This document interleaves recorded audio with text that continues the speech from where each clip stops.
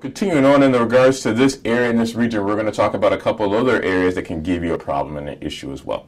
So one of the things that can be problematic is something that's called a piriformis syndrome. What is piriformis syndrome? It's basically a syndrome that's focused around the piriformis muscle. So the question is, what is the piriformis muscle and what does it do? It's a muscle that actually moves from one area to the other, kind of in the same proximity as what my pen currently does.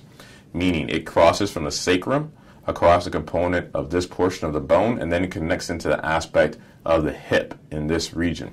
The reason why that's important is because underneath and around in this area and this issue is that there's a nerve that runs here. And I'm sure if I asked people what was a nerve that they thought ran through this area in this region, the vast majority of you would get it right.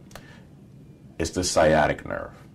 And everybody's heard of having some degree of sciatica. There's multiple different reasons why you can have some degree of sciatica, but piriformis syndrome is one of the most common after we get outside the aspect of the back. And what it entails is that everybody's anatomy is different. And I'll repeat that again. Everybody's anatomy is slightly different. So if we take a look closer at this area in this region, what we see is that there's a muscle that's oriented like that.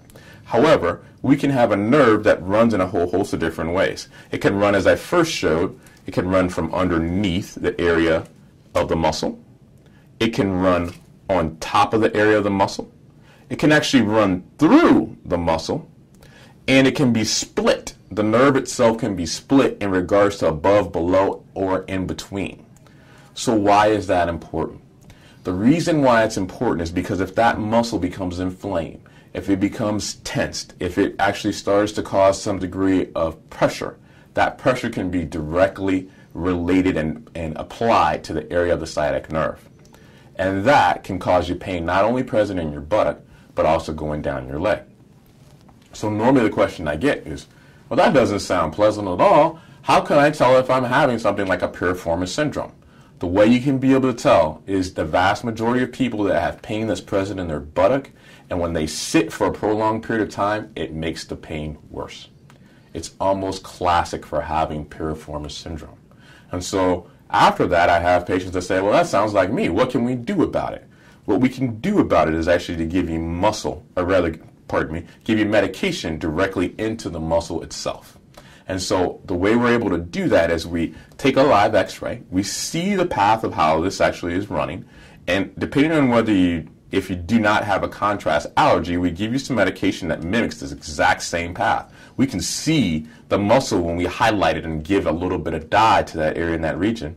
And then what we do is we give you some local anesthetic to make that muscle less tense.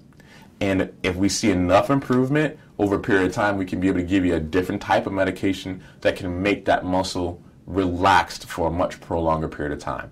So that's piriformis syndrome and how you can potentially be able to treat it.